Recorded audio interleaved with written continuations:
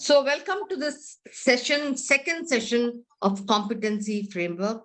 I hope all of you have actually done some reading and also have done the assignments, which must have given you a fair amount of understanding now on competency mapping, right?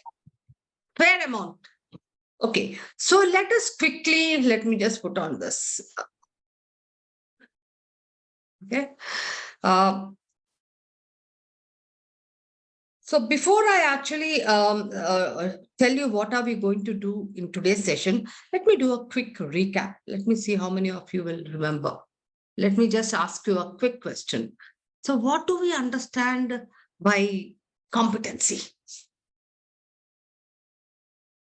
When we say competency, anything, whatever you understand, what do we understand by competency? It's behavior, how you do things. Yeah, one at a time. Yeah. Yes, Sneh. Yeah, I think it's behavior, how you do things. Okay, you are saying behavior, all right, quickly. But from the last session, can we get some understanding out of it? What do we understand? Yeah. So knowledge, skill, attitude, personal traits, combination of All everything. right. All right. Anybody else? Ability to perform the task. Ability to perform the task. All right.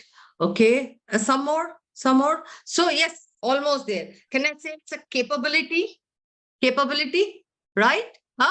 Which incorporates what? Key aspects like knowledge, skill, your motives, your values, it's right? It's a capability.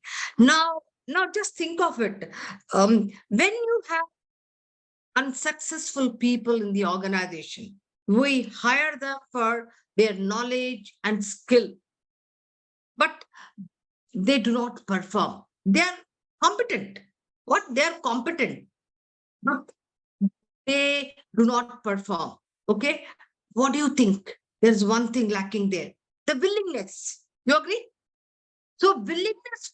So the willingness is more of this values, motives, what we give it a broad word called the attitudes. We say hire for attitude and train for skills. So when we talk about competency, essentially it is all of it. So it is, when we say competency, it is just not skill, it is just not knowledge, it is the entire thing, how you learn and how do you apply, and the willingness to work in that particular job, in that particular conditions. So therefore, when we talk about competency, we say it is a behavior which has to be observed, which also has to be specific, which also has to be measured. Okay, this is what we were talking about when we said, hey, what is a competency? Because if you have all this and you have that willingness, then you are able to perform better and it brings success in the performance. Okay. They also specify the standards. So the competencies also, why have they become very important?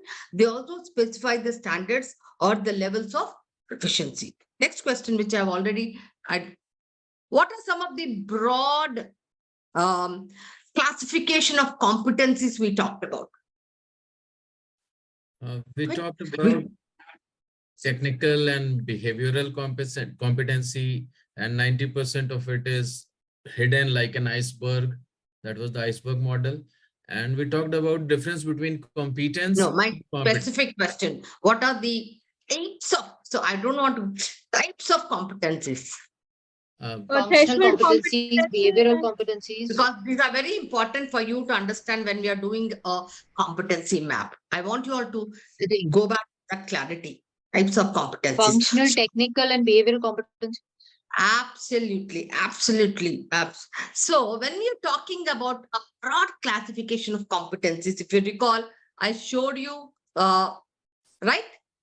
Yeah, core competencies. So you have something called the core competencies, which form the bedrock, which everybody should have core competencies, right? Say, for example, I were to take an example. Everybody knows about Walmart. Mhm. Walmart, a company called Walmart, multinational company. Yes, Amit? Just give me a thumbs up, Amit. I'm wanting to wake up, Amit. Huh? Huh? So, what would be their value typically? Operations driven. Their value is to give products at an affordable cost of good quality, right? Affordable cost of good quality. Now, if I want to give that affordable cost and good quality, then what should be my focus? Operations. Cost Consumer. conscious. Cost. When can it be affordable? Huh? When I'm reducing my costs. So will I say that yes, cutting across all levels, everybody, all functional, everybody has to be cost conscious. Agree? Say, for example, I'm talking about Starbucks. These are things which you have to have clarity. Starbucks, when you go to Starbucks, what is that they're trying to do? They are Experience. friendly, relationship. They'll ask you, what do you want, everything, right? So, so that is one of their value, trying to become, how do you connect? How do you build a relationship? So therefore, that is translated into what something called customer consciousness. How will you give? So what here I'm trying to tell you is that from where do you get these core competencies? Where do they flow? Quick, everybody. I've already discussed all this. Values. From Company values. values and Company values. Now, values are driven by the founders, etc. Like say, for example, certain values may be integrity. Can I have a bar chart for integrity? Huh? Will I say you have to be at level 1, level 2, level 3, integrity? You are either integrity, 0, no? So values, certain values are like, guiding principles. You may not have any competency frameworks. You got to be that. Respect for individual. You got to be that. But some of them which you want them to be translated into a day-to-day because you want to create a culture, then those are the ones which get translated into core competencies. Okay. All right. Then we talked about what? The functional, technical, or professional competencies. These are one set of competencies. They could be called as professional, they could be called as job specific, job family competencies, or technical competencies. Okay, same name. Then what are the other competencies you have? Leadership competencies. Okay, people who are in leadership positions, cutting across all functions, you will have certain leadership. So very clear, please, because when we are going to do the competency mapping, you got to be very clear on this, huh? Okay, yeah. What is the next quick question I want to ask you all? All right, I talked about, I'm not going to show this, threshold and differentiating competencies. Did I talk about that? Yes. What, when we say threshold and differentiating competencies, what are they? Minimum requirement skills and Absolutely. All right. differentiation competencies maximum requirements of At skills. maximum, or those are those competencies which will differentiate. For example, I will say, hey, a recruiter, when he's sourcing the threshold competency, maybe I'm just looking at some of those placement consultants or some very just a naukri.com, the portals which I'm used to. But what will differentiate a superior performer from this average performer when I'm doing sourcing? Quick. Say, Halata.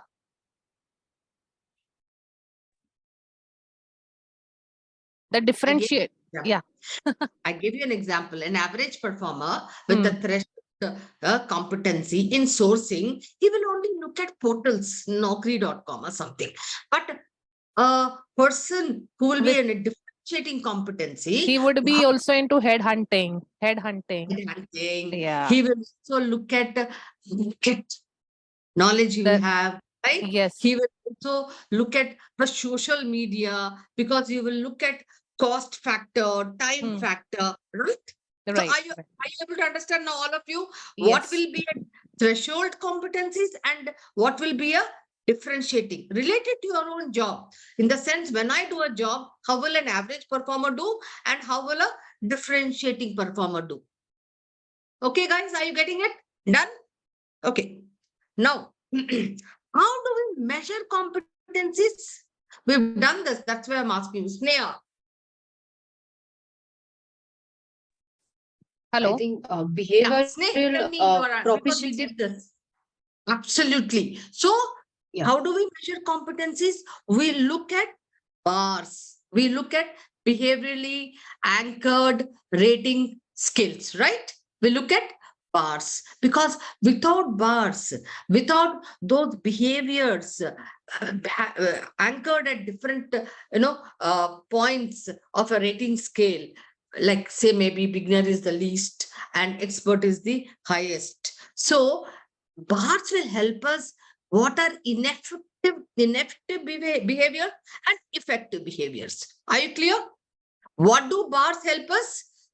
If I don't have bars, just team building, conflict resolution, or say, for example, communication, or for example, problem solving. How do I evaluate that competency? Remember, competency has to be observed, it has to be specific, and it has to be measured. So only when it is spelled out in behavior form, then I will be able to what? Measure it. Okay. And how will I measure it? Only when I have actually written those behaviors anchored on a rating scale from effective to ineffective or ineffective to effective. Okay, very clear? Let's go to the next one. When we talk about competency framework, what do we mean? Simple. When we talk about a competency framework, that means that framework has a collection of competencies. Okay, it's a collection of competencies.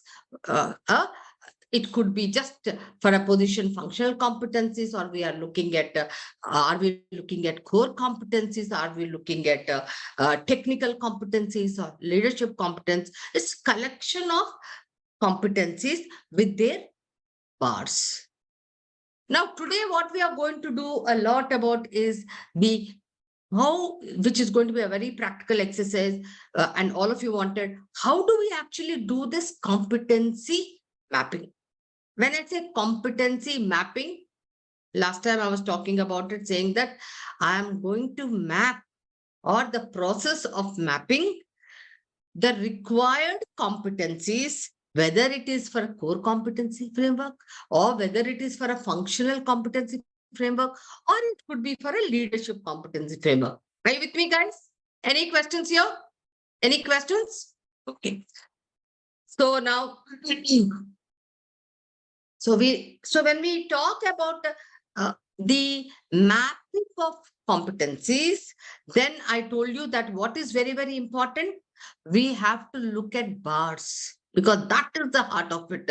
Without that, just a name, so Anjana can actually then measure and say, hey, Prashant is at 4 point, or somebody will say for problem solving at 3. So it will vary. So what will bars give us? Standardization. And also the way they are written also helps us to understand there's a common language understood by everybody in the same way. Okay. Now, when we talk about bars, the point scale could be from, say, for example, threshold, differentiating, rare. So this is what? Is it what point scale it is? How many point scale is it? Quick. 3. 3-point scale. So is it from effective to ineffective, or ineffective to effective? Ineffective to effective. Great. Who was that? Snehalata. Good. And expert, advanced, proficient, beginner. This is how many point scale is it? 4 4. point. 4. And tell me, is it effective to ineffective or effective to ineffective? Effective to ineffective. Effective. Yeah, because the expert is at the highest level. So effective to ineffective. So you can have your behaviors from effective to ineffective or from ineffective to effective. That's what I'm trying to tell. Superior, adequate, ineffective. Again, it is effective to ineffective. Nascent, developing, mature, role model. This is nascent could be the lowest, which is ineffective, to role model, which is Effective. effective. Is this very clear? So when you are mapping and creating your bars, the behaviors which you are going to anchor them on these points could be from, a measure from effective to ineffective or effective to ineffective. Okay. Now, having said that, now this is something you have to also tell me. This also is simple, but this I want to take it. Okay. The context of competency, think about your jobs. When you are at a lower level, that is when you are at a junior level, your need for technical competencies are higher, right? And your behavioral competencies could be just 1 or 2. But as you keep progressing in your career from junior to middle to senior, you will see that the increase of behavioral competencies is higher and the technical competencies gets lower. Have you understood this, guys? Any clarifications here? Think about it. So when you are actually doing a competency mapping, you need to keep this in mind, bear in mind, saying that, yes, when I'm actually doing a middle management senior, so you need to have at least 2, 3 behavioral competencies, because in the job role, the requirement for the behavioral competencies keeps going up. Very clear? Okay, just give me a thumbs up, Amit. Yeah, I thought you wanted to say something, or are you showing a thumbs up? Great. as you grow up the Anybody else? ladder, the leadership competencies come Yeah. into play more. Pardon? That is all because Leadership. you, from contributor role, you Because your also move leadership to a competencies leader come as into well. play. Amit is mentioning something. Amit, you are on an eco kind of a thing. Yeah, tell me. I was mentioning the same thing. I believe some problem with the model. Mhm. No problem. Okay. Okay. So typically when I just want to give you first a broad view, how we typically do that. You have to understand that. So when we do competency mapping, which I said is a process of identifying the required competencies or those capabilities to ensure that whether at a core competency level or at a functional level, that you are doing a successful job or of a superior performance, etc. So the starting point for competency mapping is typically looking at the organization structure and looking at the mission, vision, values, and strategy, because every organization has competencies mapped in their context. You can't say if I've actually, if Snehalata has a set of competencies for their company, I can actually then use them. Almost no. The context being different, you cannot actually use the same competencies of another organization, saying, hey, we are also doing similar work, because the context differs, the dynamics differ, the market differs, etc. So once you understand the organization mission, vision, values, and strategy, then what you get, that gets translated into your core competency framework, which I explained, right? Because your core competencies, which have to be there across all levels. Let's say, for example, collaboration. Maybe, your organization works in such a manner that you have to really collaborate. It could be a core competency which has to be there across all levels. Okay. From there, then you look at functional, technical, or professional competency models. What is job family competency models? Nothing but in every organization, you have different functions, right? Marketing. What kind of functions do you have? Just name them. Yes, Sneh, what kind of functions will you have? Marketing, sales, operations, Procurement, HR, various. HR, Yeah. IT. Yeah. So you will have to then look at all the functional competency models or maybe job family models. And from there, when you do this, you will then derive what? All the technical competencies which are required by the functional. Okay. And also, maybe in that family, you'll also have different levels. So you'll also have leadership competencies, right? Okay. So you have to derive leadership competencies based on what kind of leadership behaviors are you wanting. Then what happens? Those become all your behavioral indicators. What are they? Bars, which can be observed, which can be specific, which has to be specific, and which can be measured. Very clear, guys? Is this very clear? Huh? Okay.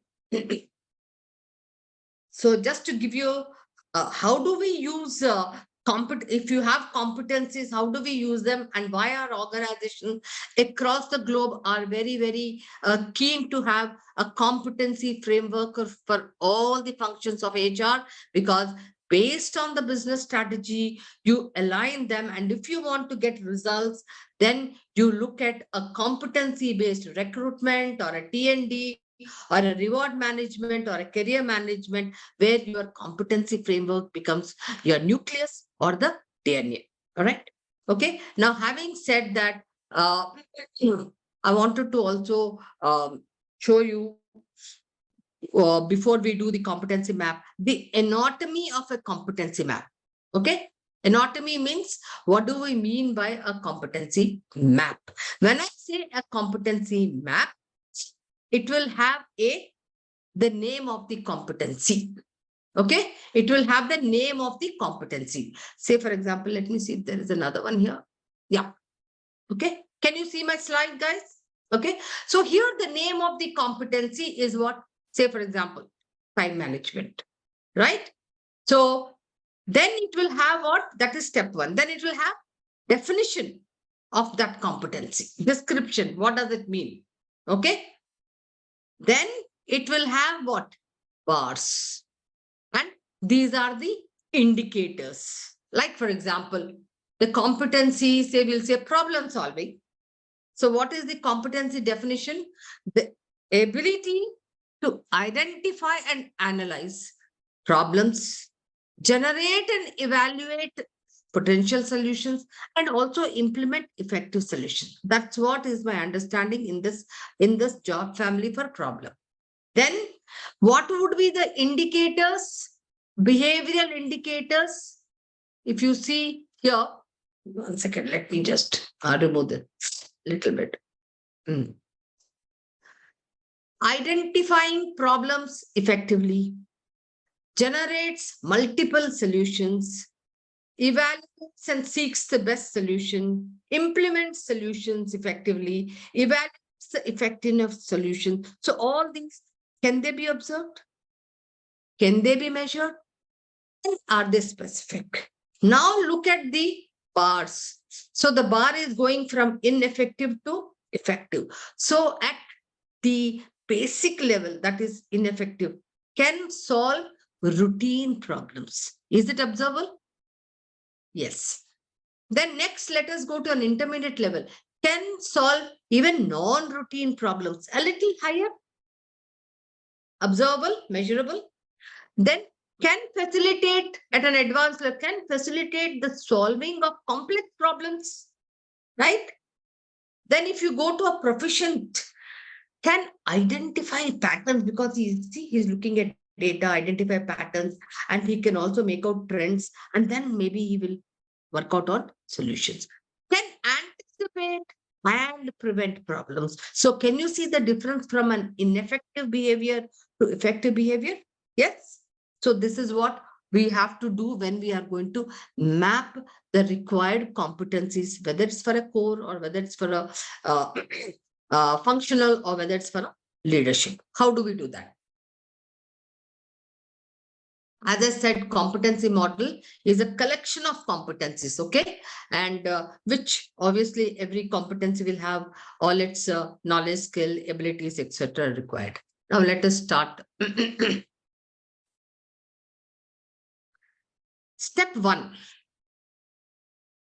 The fundamental thing, the first and the most important thing, step one, when you do a competency mapping, what do you do? First of all, you have to look at your organization and especially the organizational structure. You can't go big bang. What is big bang? Now, today, what Anjana will do, oh, I've learned competency mapping. I'll go to my organization and attempt competency mapping across the organization. Everything. That's called big bang. I can't do that. Okay. I have to be very practical. I have to go incremental way. So I need to decide, hey, what is that I want to do? I want to take up code, or can I take up leadership? Or typically, will I take up functional? So typically organizations, what do you do? So you will go by maybe a functional competency. So you want to look at what are those most, what I would say, bulk roles in a particular function. Anybody here in say L&D organization or L&D? Huh? Or okay. So typically when I look at a training function, what kind of bulk roles will they have? Say a training company. Say for example, Meritt, if it has about 150 to 100 employees, what kind of a roles will it be? It will have two critical roles, right? One is instructional designers, the other are the salespeople. So it will always benefit me if I do, first of all, the competency mapping for these two roles, because these are my bulk roles and I want to raise the bar and ensure that there is effective performance. So go back and look at your functions and say, hey, so what kind of roles and which are those bulk roles where I can take just one function and look at those. Having done that, the first and the foremost thing you need to have really is what? A job description. We also call it as position description. Okay. What is that? Job description. Now you may say, oh my God, job description is going to take such a long time, right? So I'll give you a very interesting site, which I have already spoken about. What is that I spoke about? One job site? On it. On it. Yeah. Okay. I'm actually on the net. Some of you maybe, because I've done it many times for people, whether you do job evaluation, whether you do, what is it, performance management, for everything you need a job description, an updated job description. Okay. Now, just to quickly show you. So what can you do? There is something called an occupational keyword search, right? Okay. Now you can actually then write your name, search. What do you want? Say, for example, I want human RESOUR resource MANAGER manager. Okay. Enter. What have you got? You have got a summary form of, you can take this. Okay, I'm going to take this. You have a summary form of the entire, what is it? Human resource manager, who does the task, what kind of a technology, what kind of requirement, work activities, detailed activities, etc. Okay, everything. Now, when you get this, you also can this is a summary. I'm going to the next button, details. Now, can you see the detailed list of tasks, right? Okay. Now, if you have to get the job description of say 100 people, what you can do, use Google format, send this to all the subject matter experts, send this to all the role incumbents. What I mean by role incumbent is people who are doing that job. All right. And also to the reporting officer and say add or delete. Then you can actually collect back the forms, and wherever there is some kind of a conflict in terms of one or two tasks, etc., you can always then iterate it by again talking to them, discussing them, and come to a consensus. And then one or two, three iterations, because you can't use this, you have to customize it to your needs. So it might match 80%, 70%, etc. But he may be doing in addition some more, or he may not be doing certain thing. So this is a very good way of doing your job description. Now, having done this, for a competency mapping, this is not good enough.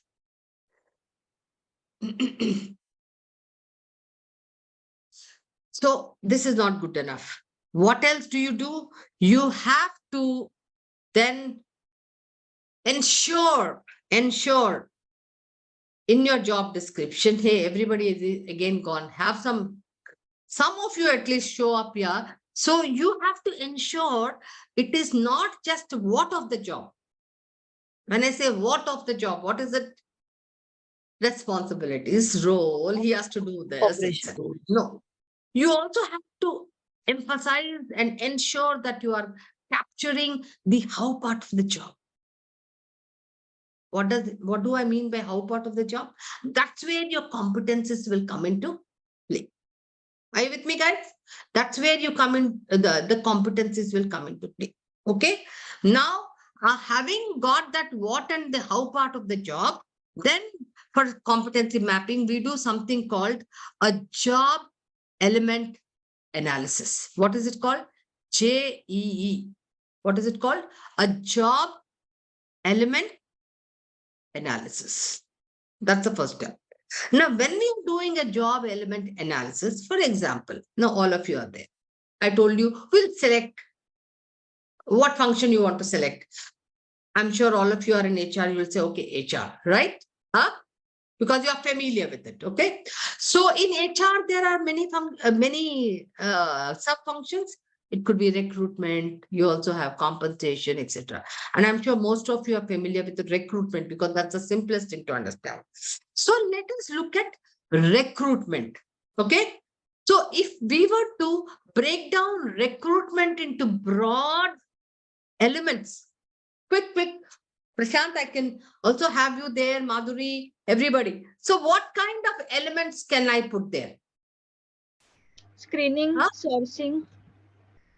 So can I say, first of all, from in recruitment, you have something called what? Recruiters is a requirement. Requirement, right? Because your business is going to send you the requirement or requisition or how many. That's right. Once you get your requirement from your business, then you do what? What else you can have? Sourcing. Yes. Simple. That's why I took the sourcing. Okay. Then Screening. sure. This could be broad elements, right? Selection. Interview. Huh? Then I can have shortlisting, right? Huh? Yes. Then shortlisting. Then I can also have Interview scheduling. Assessments. broad elements. Scheduling becomes an activity, right? I just put interviewing. All right. Selection. Huh? I would So say shortlisting. Then I will put one more here. Selection. so we can put assessment as part of Yeah, a really separate easy. part or is part of the selection. Yes, selection could be a part of, you can have one-on interview, you will have an assessment center, right? Yeah, I mean, interviewing or shortlisting can have that angle. But I just put them. Okay. So what is the first step? You are broadly taking one of the functions and you have made them elements. Now say for example, for requirement or requisition analysis, it's a broad element. So what kind of a knowledge will you require? I'll put here. Huh? What kind of a knowledge will you require? At a threshold, minimum, to do that typically? Ability to understand the job description. Yeah. So, okay. JD understanding, right? Okay, I'll take one more. So that is a part of knowledge. Okay, one more. Then at a minimum level, an average guy, what will he do typically? Average performer.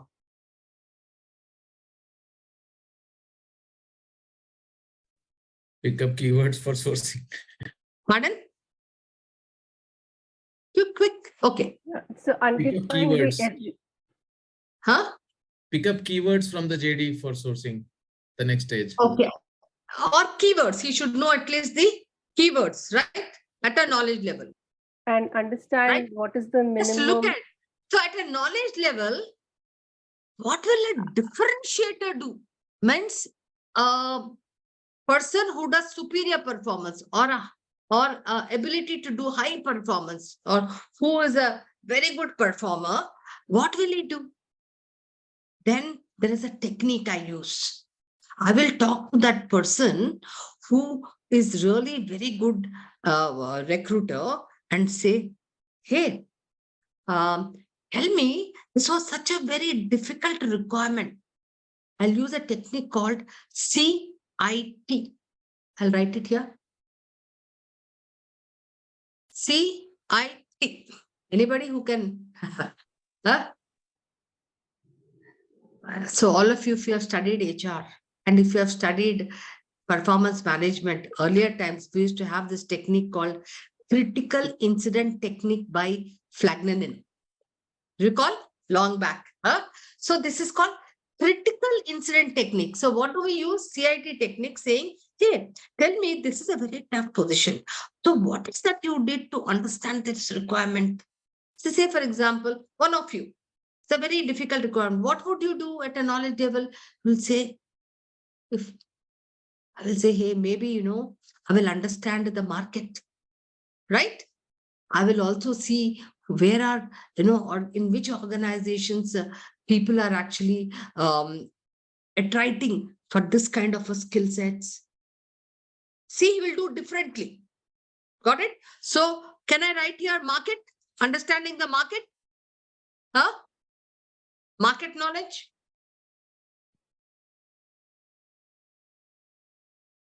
And apart from that, if I have to do very well, he will say, hey, here, maybe to understand requirement at threshold hill, I will definitely need to understand to certain extent what? Business of my organization. Huh? Without the understanding of business, I know most of my team members sometimes would just go straight away and do a requirement. Will you be able to do a good bit? Tell me that. Huh? Yes or no? Huh? You have to understand the business of that organization to understand your requirement better. So a differentiator will have much more market knowledge, trend analysis, trends, what is happening, trend knowledge.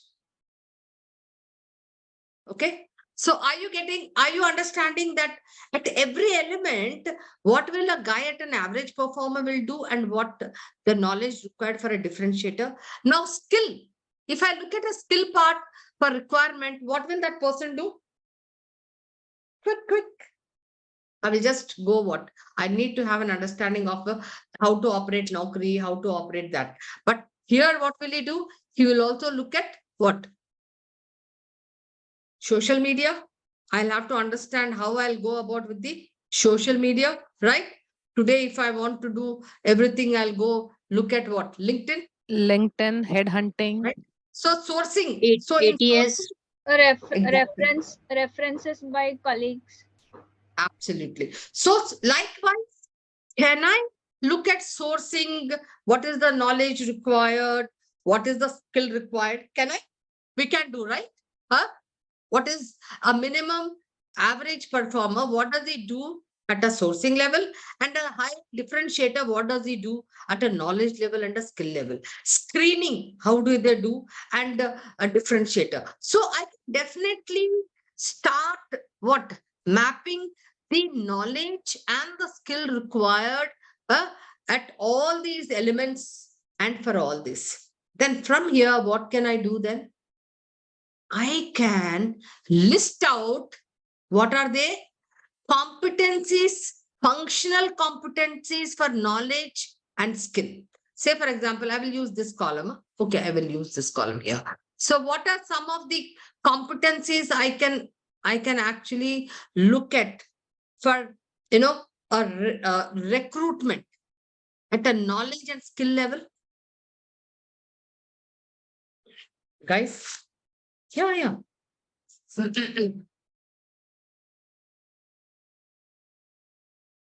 Well aware with the recruitment tools like ATS and stuff.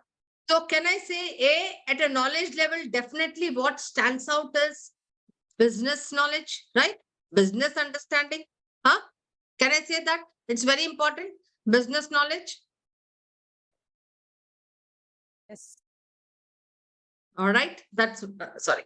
That's one. Then what else?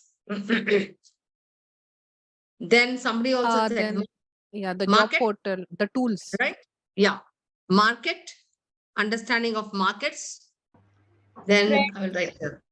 Then Recruitment tools like ATS, Recruitment tools. application Yeah. tracking software. absolutely recruitment tools, right? That is Right. that application tracking system. Then if you want to do better sourcing, etc., social media, huh? How to use social media, LinkedIn, etc. Then what else?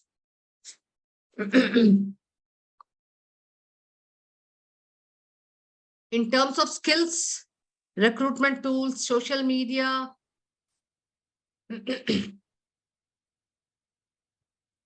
Understanding of geographies might be if there is a Pardon? across geographies. I can't hear. Amit, was that you? Negotiation skills, would that come? Yeah, we'll come now. We are only looking at what? We are only looking at functional skills. That is with reference to knowledge and skills. Okay.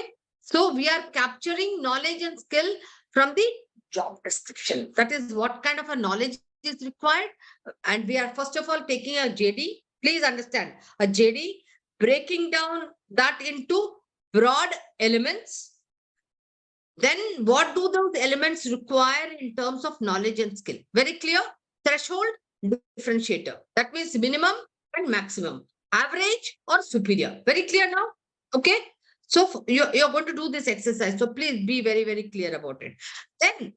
Then what will you do? So I think what I will do is, first of all, I will make you do this, just the element analysis. Then I will get into behavior. So don't get right now into behavior at all.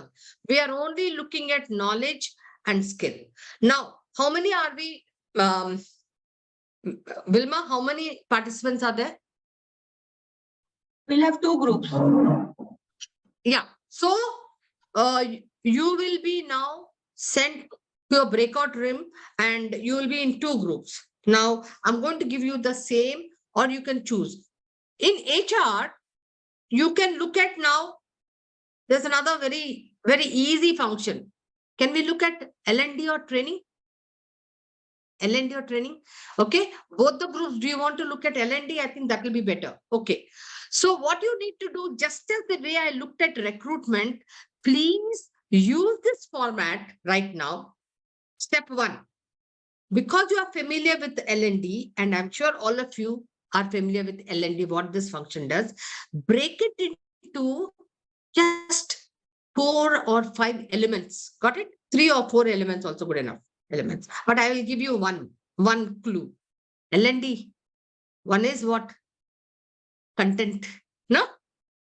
Instructional design. I don't want to give more than that. Elements. Very simple. So if I give you everything, then you won't even think about it.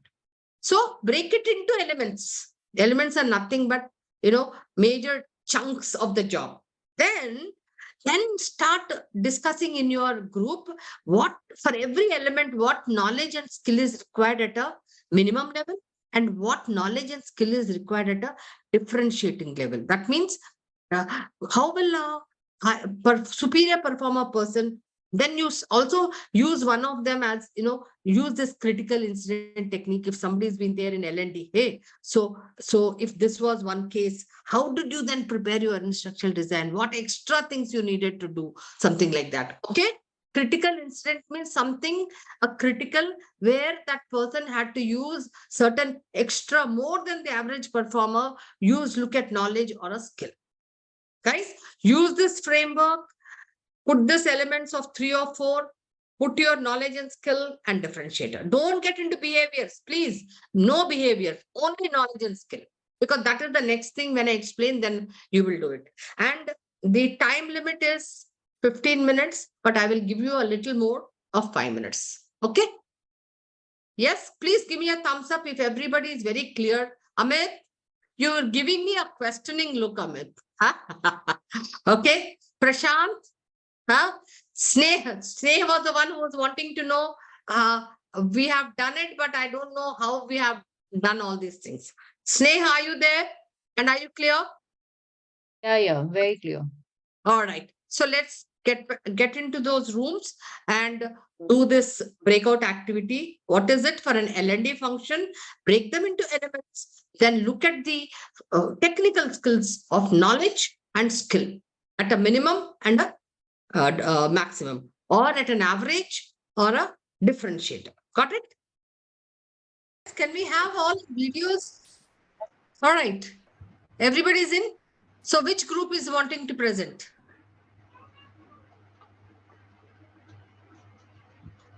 Shall I? Yeah. Anybody? Madhuri? Yes, please. Go ahead. Yeah.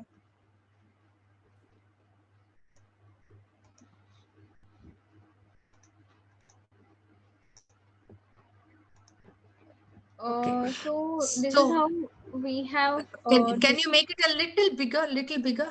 Yeah, sure. Yeah. So what are we trying to do? We are trying to capture, this is good enough. We are trying to capture the technical or the functional skills for L&D. Okay. Step 1. What did we say? Break it down to major job elements. So what are the elements? Let me look at it. Requirement gathering. Okay. All right. Somebody, yes, speak out. That will be good, Madhuri. Yeah. Yeah.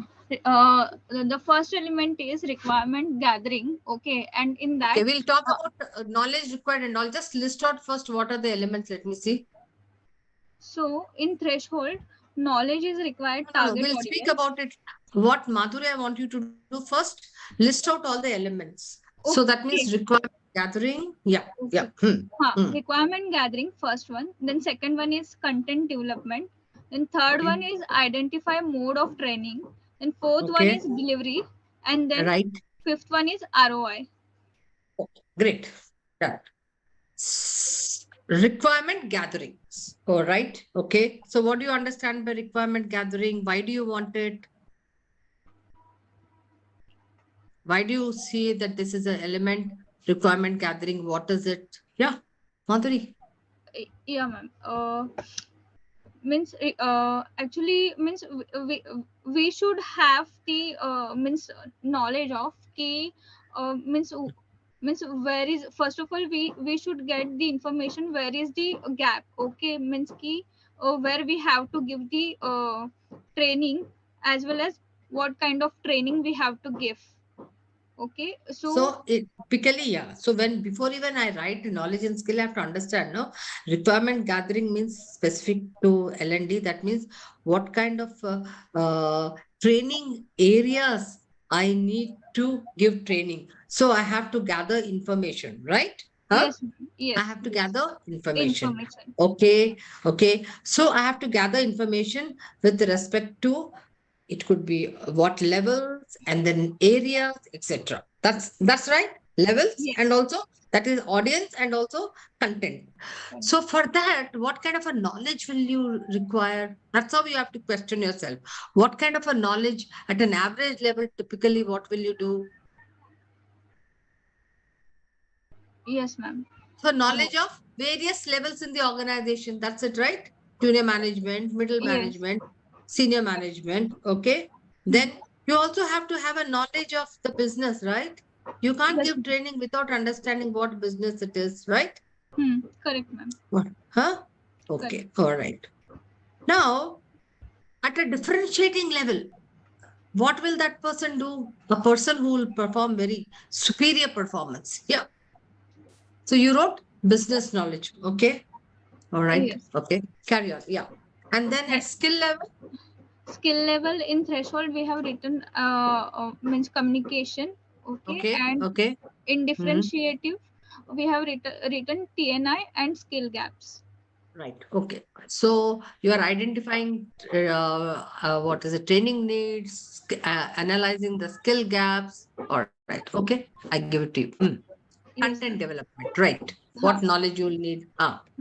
Then content development in threshold we have written a knowledge we require, that is subject knowledge, and Right. we have to plan the calendar accordingly. Okay. So will planning be knowledge or will it be skill? Sorry. Will planning be knowledge or will it be a skill? uh, no, planning will comes under the skill. Okay. So that has to be coming under skill, Yeah, right? yeah. Okay. Okay. Yes, ma'am. So in threshold subject knowledge is knowledge. Okay. And in skill we have to research and plan training calendars accordingly. Done. Okay. I give Okay. it to you. Then differentiative in that what is the market trend, then Right. Hmm. then aligning the Hmm. contents as per the business requirements. Okay. Hmm. That knowledge Hmm. should have. And Hmm. skills means we should use different types of tools according to the, audience means. So that is how means we have means mentioned here. Okay. Okay. All right. Then third one is identify mode of training.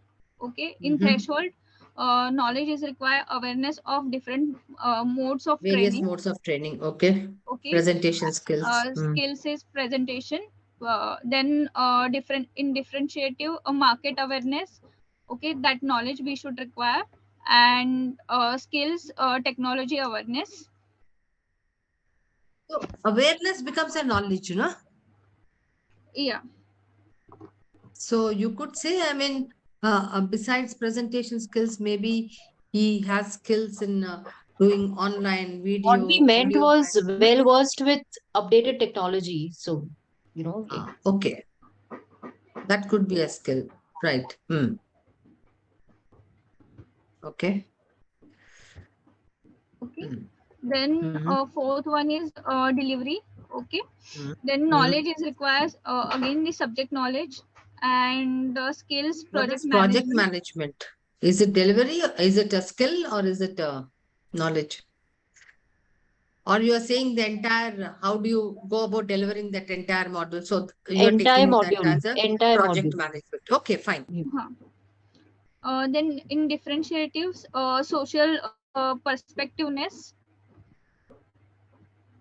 Okay. and skills we require ice breaking and Okay. engaging with the audience. Okay. Good.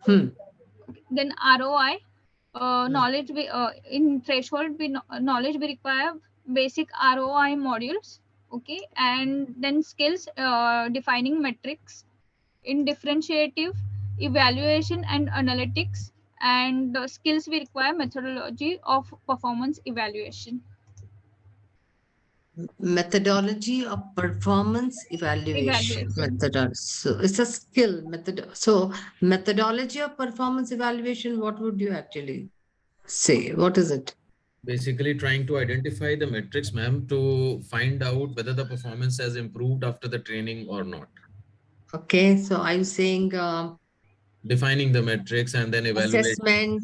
Assess Are you talking about assessment? post Because when intervention. we talk about ROI, okay, gap analysis, assessment on effectiveness of training, etc. Yeah, Okay, effectiveness of all training. right. Okay, because one is efficiency and other is effectiveness, right? Effectiveness is the how part of it. All right. Okay, great. I think we should give them really a good what is appreciation for having done it very well. So then if you were to identify some of the technical or the functional competencies which will come under L&D, what would you say typically under knowledge and skill, some of the competencies which are required? Would you say for example, business knowledge, very important? No, I can't what is it, plan training programs without understanding business, right? Can I say business knowledge, business Yes. understanding, or business strategy? Huh? Yes, ma'am. Yes or no?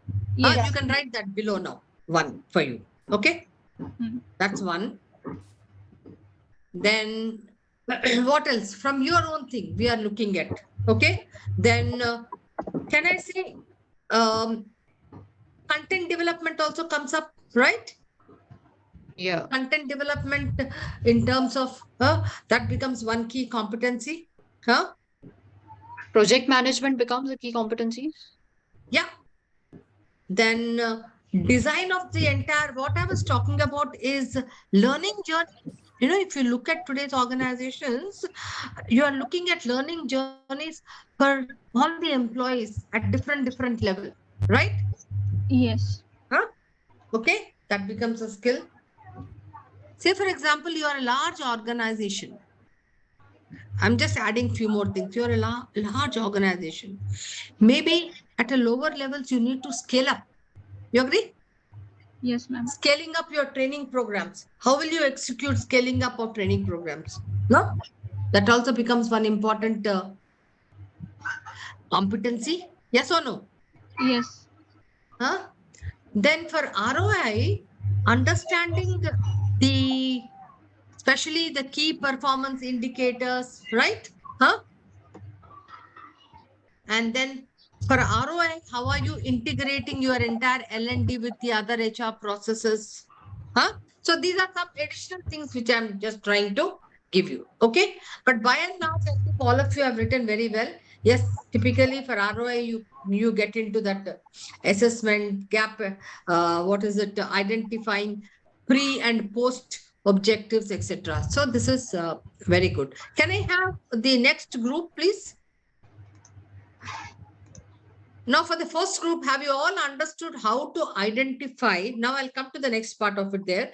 To identify knowledge and skills for that function. For any function, if you have to go back and identify, maybe a sales and marketing, or maybe a production, or maybe, you know, a procurement. Now, are you able to do that? Huh? Breaking down into key elements. Okay. Now, can I see the next group?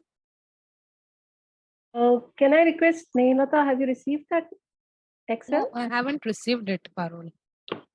Okay. There's some technical problem which has come. My Zoom is not sharing. Amit, have you received it? Anybody who has a copy of it can show it. Actually, I'm on my mobile, so I don't know. Okay.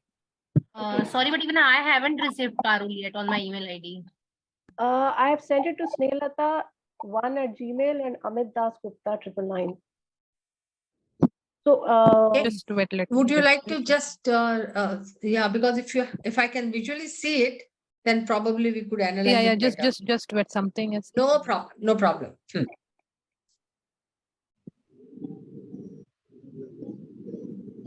Is it visible? yeah, Yeah, it is yeah. visible. Absolutely great. Yes. Okay. Yeah, but I'm unable to do any changes there now. So Don't worry, don't do any Okay. changes. Don't do. Okay. So we had, in fact, four. Yeah, 1, 2, 3. Three. Three elements we identified. Training need identification, training content, and the training effectiveness or the evaluation. Okay. Okay. And based on now, then we came to knowledge and skill threshold for training need Right. identification.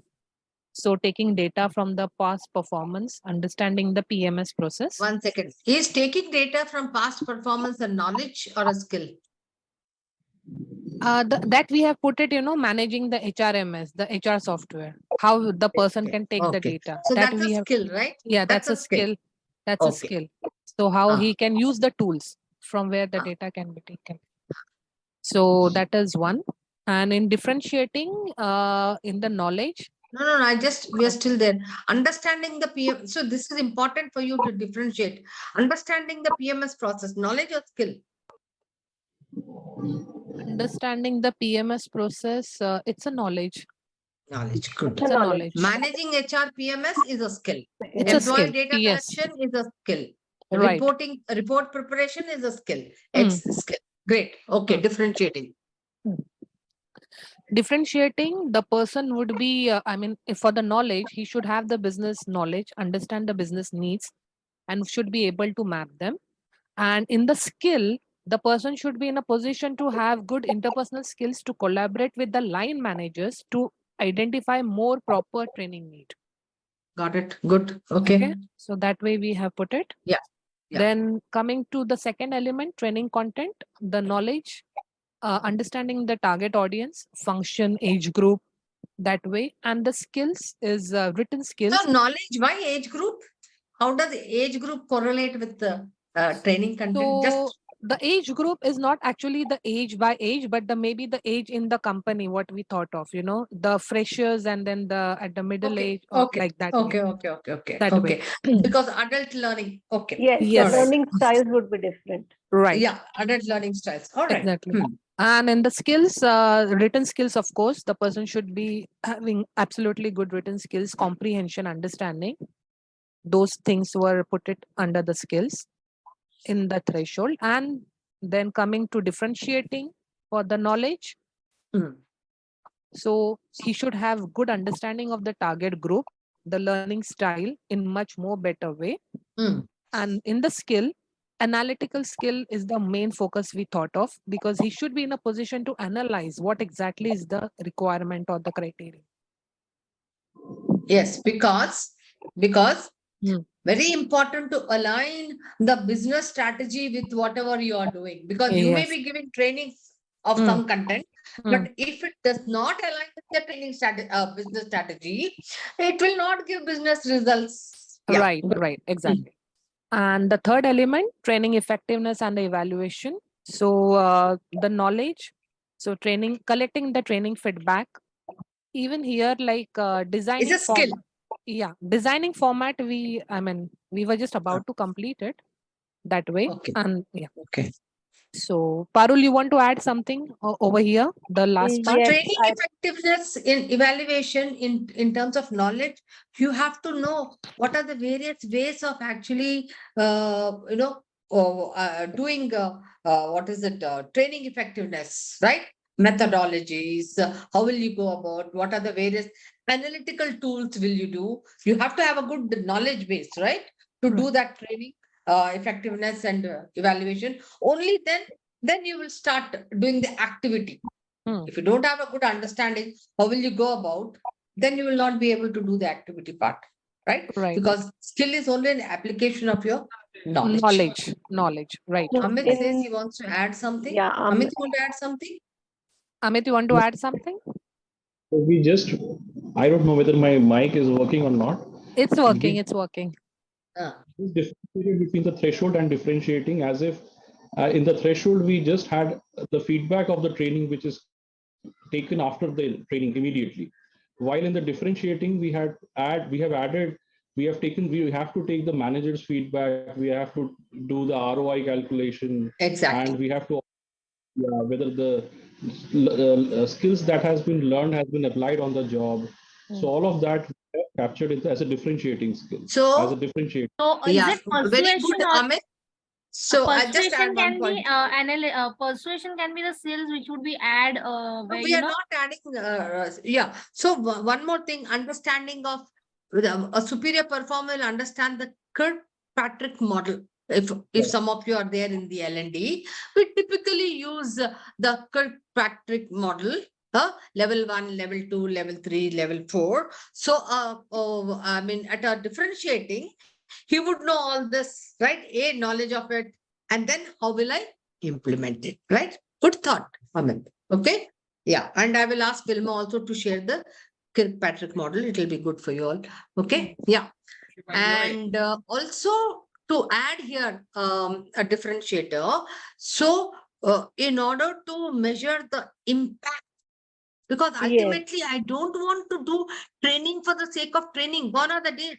Public sector, Yeah, yeah. itna budget hai. So we have to do training. So especially February, January, February, March, L&D will become very active and say, they will say, hey, these are the trainings, whether you want it or not, you please go and attend training program. But today it is not so. Cost and time are very, very critical. So measuring the impact, with what will you measure the impact? Business Sorry, results. sorry. Yes, ma'am.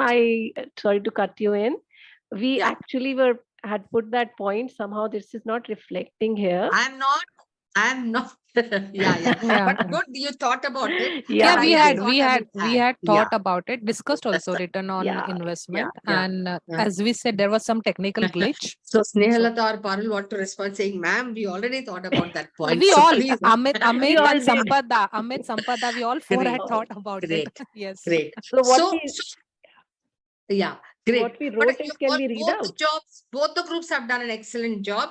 Now, are you able to get an understanding as to how will you then look at mapping the technical skills, which are knowledge and skill for a function or a role?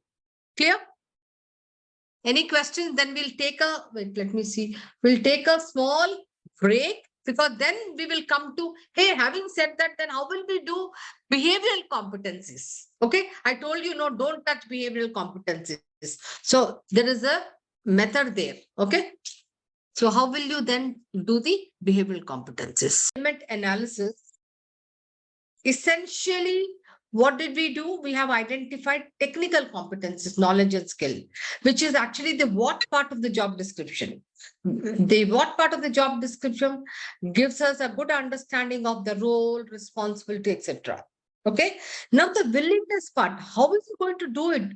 How effective is he going to be? So there you have to now add the behavioral competencies. How are you going to do that? So to do that, typically we use two methods. Okay. We use two methods. One is the open assessment technique. The other is an inventory based technique. Now let me go down to the level. What is an inventory based technique? That means I will use off the shelf some inventory based behavioral instruments where I will just pick and choose. I don't have to think a lot. That's one method. Okay. And when I talk about open assessment technique, I will be using the CIT, that is the critical incident technique. I will be interviewing the job holders or the subject matter experts and then interview them using a technology called the BEI, behavioral event interviewing, and also use some assessment centers to identify and then define the behavioral competencies. Now, the part which I'm referring to the open assessment technique, I will be doing it in the next session. In the two sessions which we are going to do, assessment center and competency based and BI, we will be doing that. Now to identify, we will use this inventory based. Okay. Now, when I say inventory based, Vilma, Meritt has already sent you two inventory based list of behavioral competencies.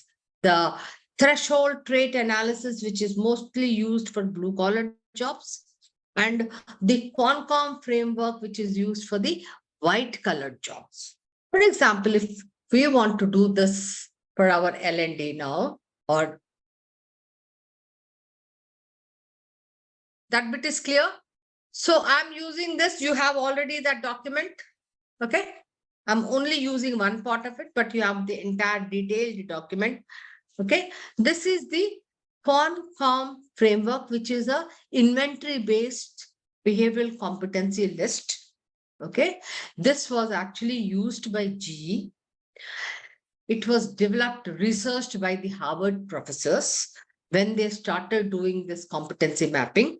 Then after having identified the technical skills, they wanted to also then have the behavioral competencies in place. For example, if I were to now from this inventory find out for the recruitment executive, okay, there are 4 buckets. Okay, let us just look at, say, for a recruitment executive. Now, by and large, you know the major elements in recruitment. Okay, now if I were to use in this attitude orientation, which one of them will you pick up? Adaptability or aggressiveness or perseverance or work ethic? Perseverance. Adaptability. Say, for example, you are very close. I have not actually told you whether is it, say, for example, this recruitment executive is a campus recruiter. You Work have ethic. campus recruiters, right? Yeah. So what is the normal nature? This person has to go to the campuses, right? Travel, then different kind of people, maybe different foods. So there is a requirement for getting adapted to different environments, different cultures, different organizations. So adaptability, traveling, adaptability. Yes. Do you think perseverance is also important? Just Yes. constantly Yes. follow up, Yeah. constantly, the placement guy may not even respond, constantly follow up, actions. If I were to identify one in people skills, 1 or 2 in people skills, Communication. Communication yes, very important. Energy level. Then and energy levels, because perceptiveness. this person, say, a campus recruiter has to travel a lot. So Hmm. needs a lot of energy, not only in traveling, talking to different stakeholders, both internal and external, right? Yeah. Pressure bearing also. Okay. Now, team orientation. Employee relations.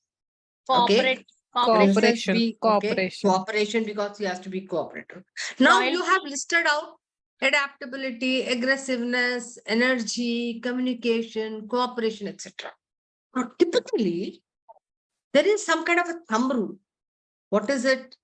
I cannot assess or I cannot evaluate laundry list of behavioral competencies. So what will I do? Typically, the thumb rule is to have between, say, at best, at a lower level. Did I show you that slide? The context of competency, where technical skills matter more and behavioral skills lesser. So therefore, you have to then limit them to at best, say, 2 or 3. Got it? Or maybe 4 if you feel, but not more than that.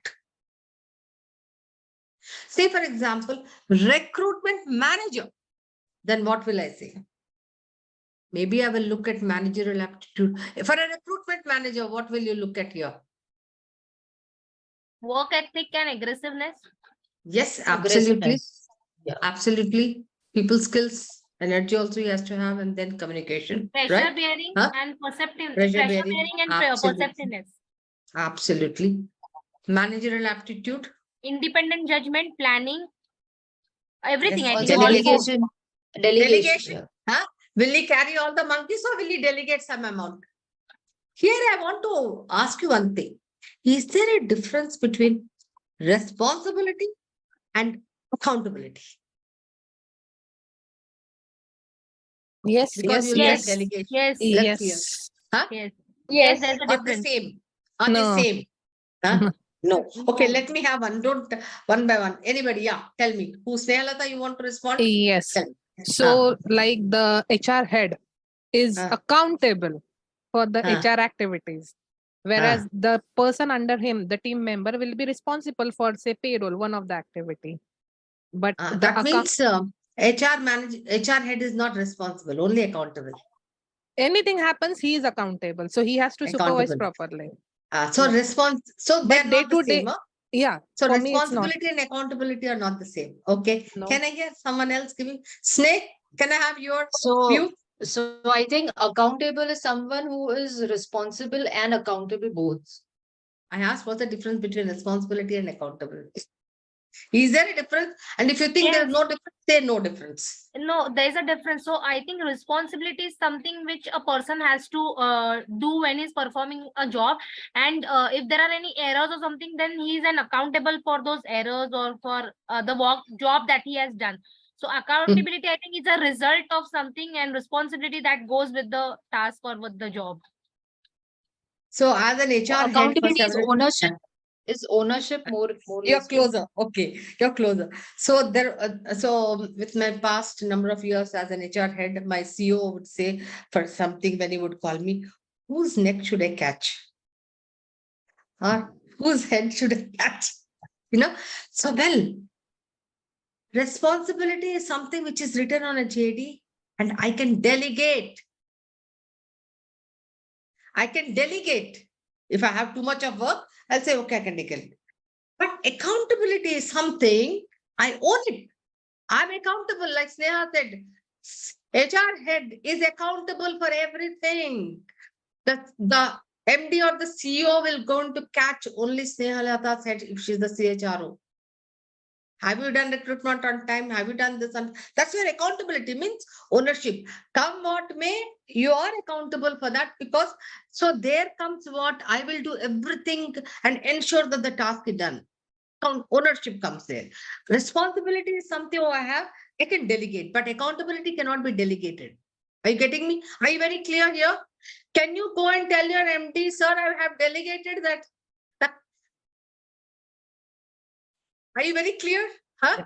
So in organizations, you want people who are accountable. Responsibility is something you will delegate. You have huge numbers, you will have a team, you'll delegate. But ultimately, you are accountable. So you will do everything that, so there comes the differentiating nature there.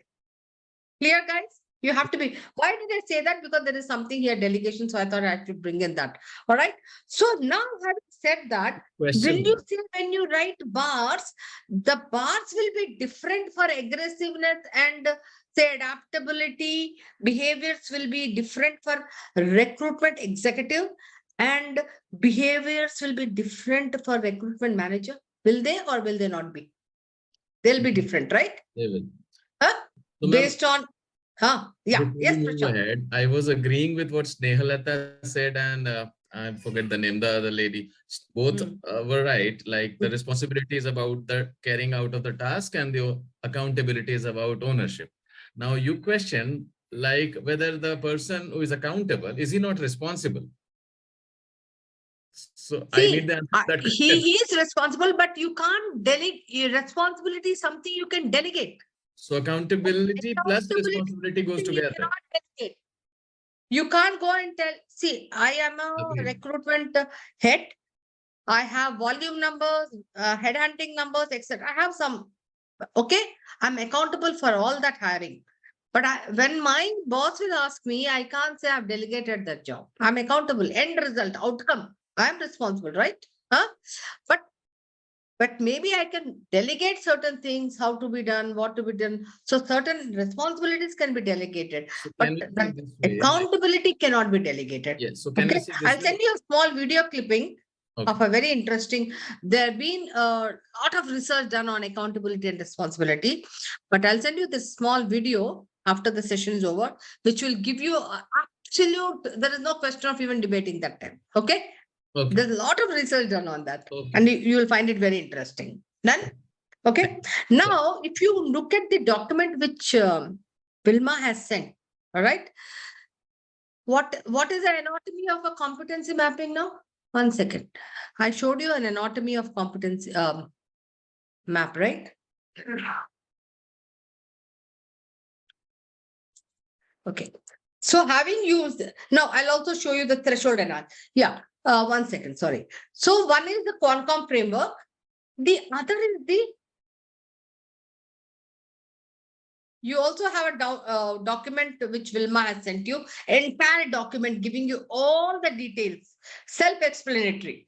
But this is just to show you that this is typically used for blue-collar workers, okay? Where, the behavioral competencies in terms of physical, mental, learned, motivational, etc., social, and then you can inventory is what you already have a list. All right.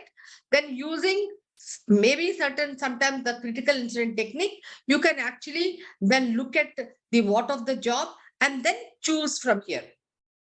Okay. These are TTT. Now I'll just stop this. You have the document there. Now what you need to do is now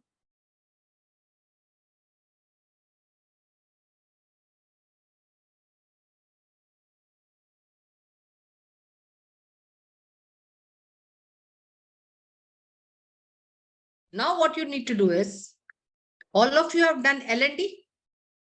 Okay. Now for an L&D executive and for an L&D manager, only choose 2 behavioral competencies looking at your CONCOM. What? Your CONCOM document. Use from those 4 buckets. Use only 2, or if you want to have more practice, you can use 3. But what should it have? You are now creating behavioral competencies.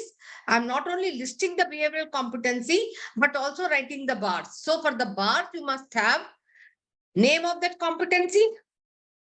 What is that competency? The description is already there in, if you say adaptability, the description is already there in CONCOM. That's the beauty of a CONCOM inventory list, that you'll have everything.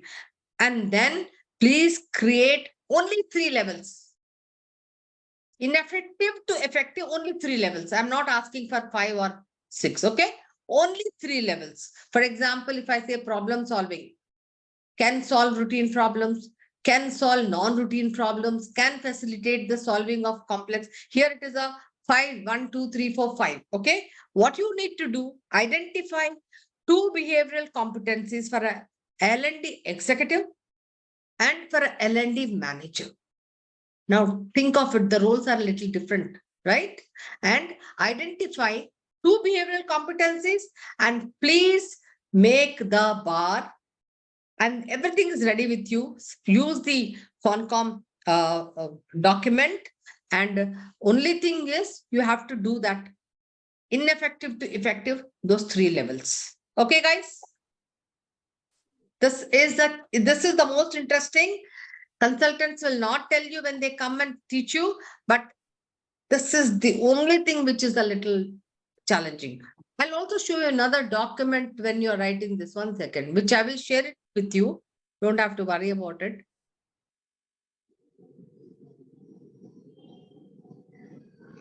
This is a very interesting document I found, where it was very, very simple and, you know,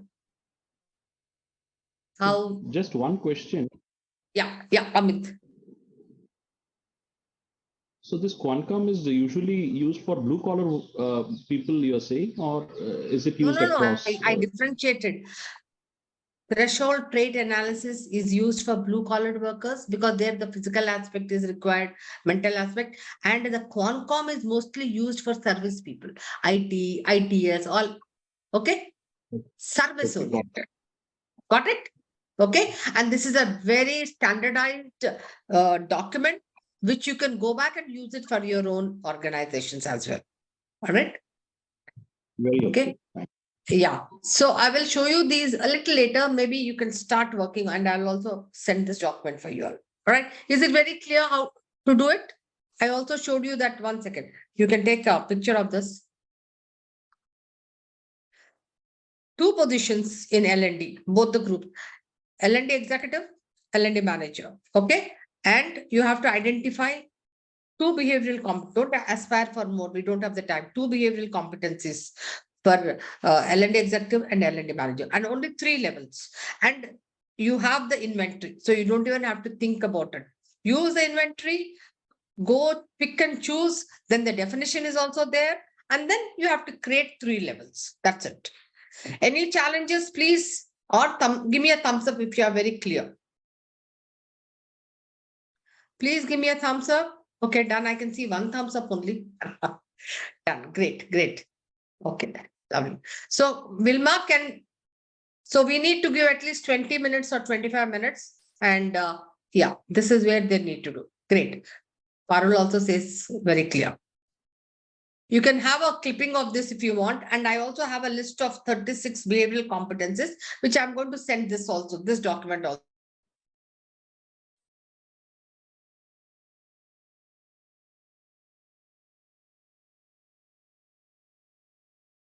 Please, group 1. Yeah, who's sharing it for group 1? Parul, you're on mute. I don't know whether Parul will be able to Yeah, do yeah, it. she's able to. She's Yeah, able to. now I just could manage that technical glitch. Yes. Because she was Okay. traveling, so I thought from yes, Parul. So we did this. I'm just But sharing. I'm not my able to screen. see your work. Yeah, Just 1 minute. great. Okay, good. Is it visible? Yes, yes. Okay, so as a group, we have shortlisted 3 competencies from the Concom given to us, and these 3 are planning, perseverance, and creativity. Good. Okay. Applicable to L&D manager and L&D executive. Okay. So we are assuming, looking at the role and experience responsibility, the L&D manager should be at expert level of proficiency to be successful in that role. And Okay. the L&D executive should be at basic to advanced level to be successful in the given role. We have taken 3 scales only as per the. Yeah, I asked. So, but I think good work now, and very important point. I was wondering, whether you will be able to, but good. So when you have for these 3 behavioral competencies, planning, perseverance, creativity, which are equally important for L&D manager as well and L&D executive, but the level of requirement will be different, right? Huh? Yes. So rightly stated, I can then say, hey, I can put a circle here for L&D manager at expert level. Then I can say maybe perseverance, it depends on the job. So whether it's 2 or 3 here. And then I can say, this is what is required, right? Huh? Yes. I can Yes. connect from here to here to here, or maybe from this on this. And for an L&D executive, I can have only basic and this and this. Right. Got it? Okay. Yes. Yes. And in addition, if you think an L&D manager will have some L&D manager will need managerial competencies, Yes. then again you will look at one more managerial competency or leadership, right? But managing performance of his team, Yes. which is Yes. for a managerial competency, then you will create again by talking to experts, by using the critical incident technique, you will again create a bar. Are you with me, guys? Yes. Yes. Yes. Yes. Everybody, I mean, the other group doesn't have, I think they have a challenge in sharing it. I have it, Oh, you ma'am. are there, I is it? got logged out from Okay. Zoom somehow. So Okay, but the takeaway from the first group, have you understood it? Okay, let's have second group. Let's see. Is this the second group? yeah, I'm just trying to share my screen. How come the second group is also No, showing? it's still Parul. Parul, you have to stop sharing. Yeah, please. Okay.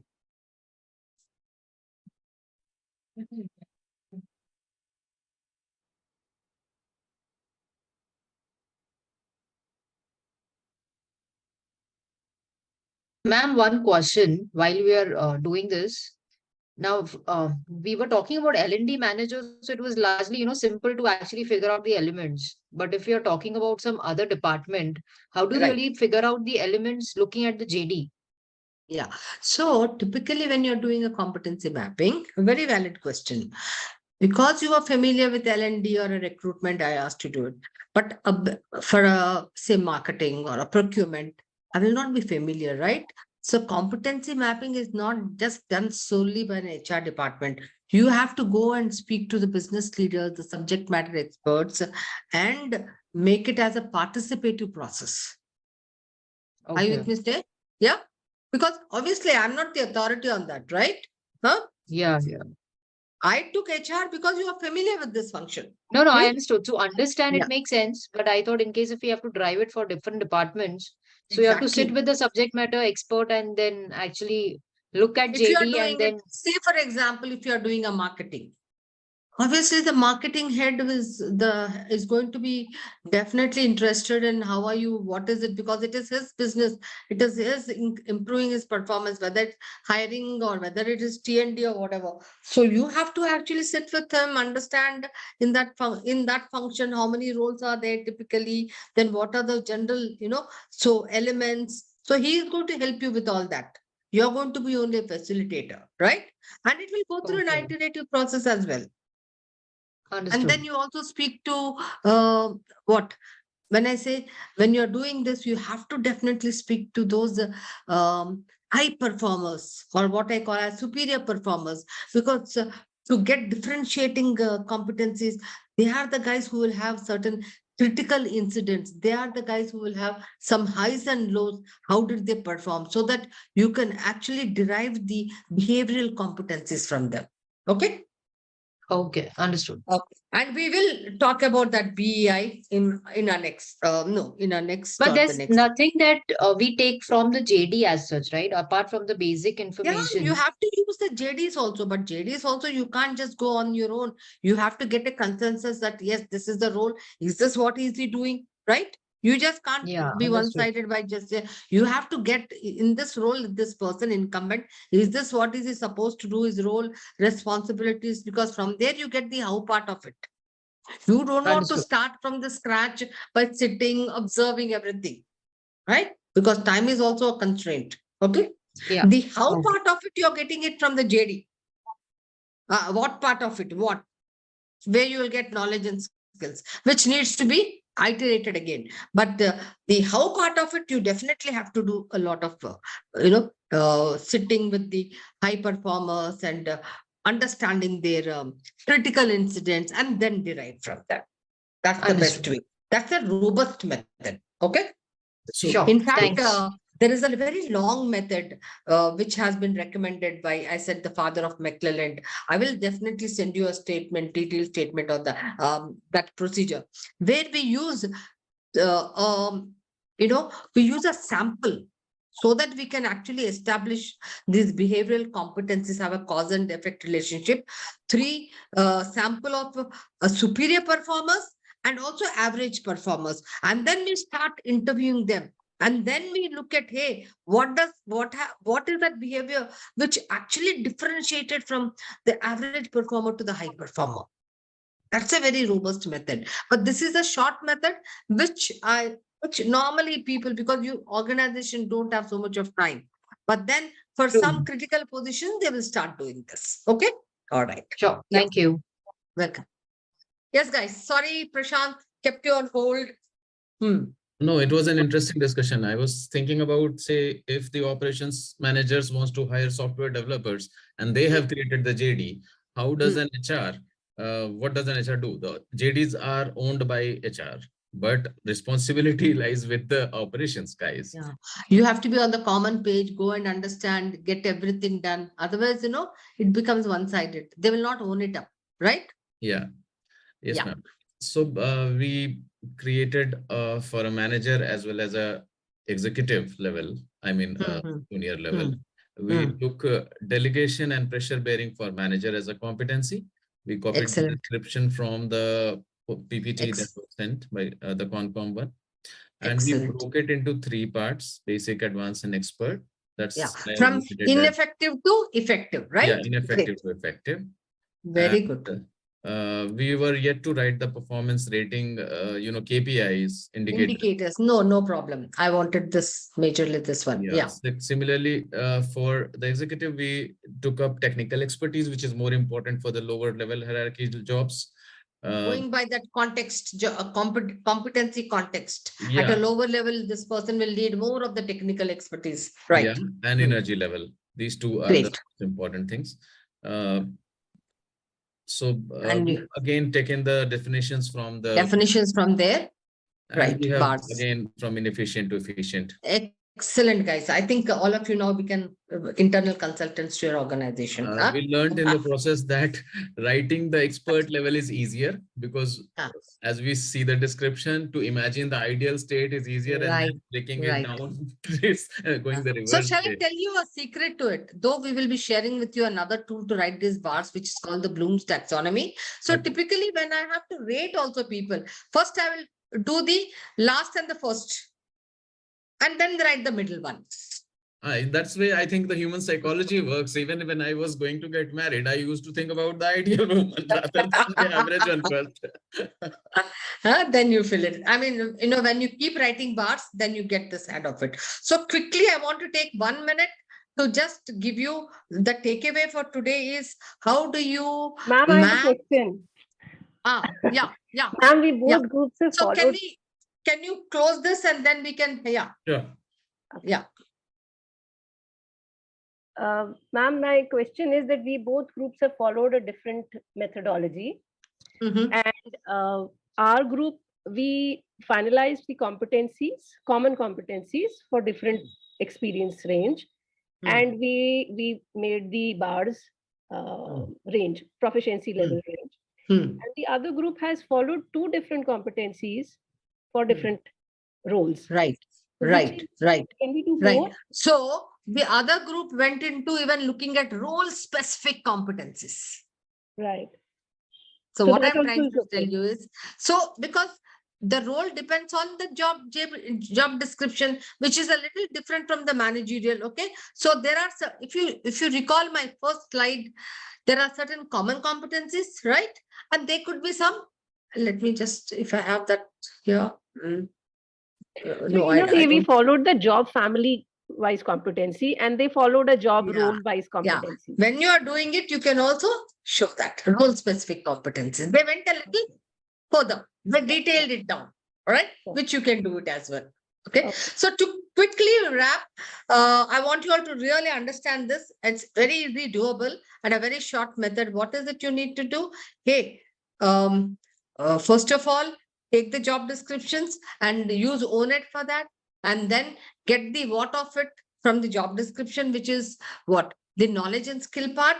And then when you need to do the behavioral competencies, then you need to look at either inventory, which is what is the inventory? List of competencies are given, or open method where you use an assessment center, where you use critical incident techniques or the BEI. Okay. And that part which we are going to do at a later point of time. All right, guys. Snehalata, you have all smiles. All right. Yeah. I wanted to take little more, but there is, I have to go to some open springs, I guess. So I want to actually give that little more gap in the beginning of the next session. Okay, guys? Okay. One question I can take. I think even Prashad is wanting to ask something. Anybody, one question? Yeah. I'll let you go. I'll let you go and others may take a chance. I mean, Yeah. So have a great weekend, guys. Okay. And take care. And I hope whatever we did, it was very clear for you. Yes, What, thank you so Sneha? much, ma'am. Because Thank you, ma'am. Sneha, I spoke to her and she has come with a motive or intent. So I want to ensure that she really understands. Yeah, that's the All reason right. I asked you that question. Yeah. Okay, I'll just take 1 minute. I will send this document. Sorry, I wanted to show you, but this one. I'll send this document so beautifully done by these guys. See, if you see this, your core values, integrity, professionalism, respect for diversity. Okay. So values, when you want to then, values are ingrained. So when you want to translate them, then you can actually translate them into your core competencies. But when you write something about these, they have to be as simple as this. Say, for example, integrity. Look at this. No, I will show you communication. Speaks and writes clearly and effectively. Listen to others correctly or ask questions to clarify. Tailor language, tone, style, format. Demonstrate openness. These are the behavioral indicators for communication. Now you can create a bar, as I said, whether it's a 3 or a 4 or a 5, from ineffective to effective, or effective to ineffective. I normally write from ineffective to effective. Okay, I'm going to share this document with you all right? And ma'am, Okay. one thing, while it is communication skill, it is equally important for a fresher also, but not this much. The expertise level would be less. For a CEO also, communication skill is required, but the elements would be different. So I told you that when you're writing bars, so the level of intensity is dependent on the kind of role you are holding, right? Yeah. Ma'am, Okay. are we going to highlight on PMS as well on the basis of bars? I'm not doing I can give you a little insight, but that itself is a workshop, competency-based performance management. But Yeah. probably I'll give you 10 minutes or 15 minutes Yeah, on that. just a short, so that we can at least imply this in my in our performance evaluation. Because when you do, you can have a competency-based recruitment where even CBI and all come. Then Correct. competency-based performance management. Today, everybody has a competency-based performance management. So there are different models, and then how do you? So that itself is entirely a big workshop. But I will give you definitely some insight into it. Okay. No problem. Thank you so much. Welcome. Take care and bye, guys. Okay. Bye. Thank Thank you so much.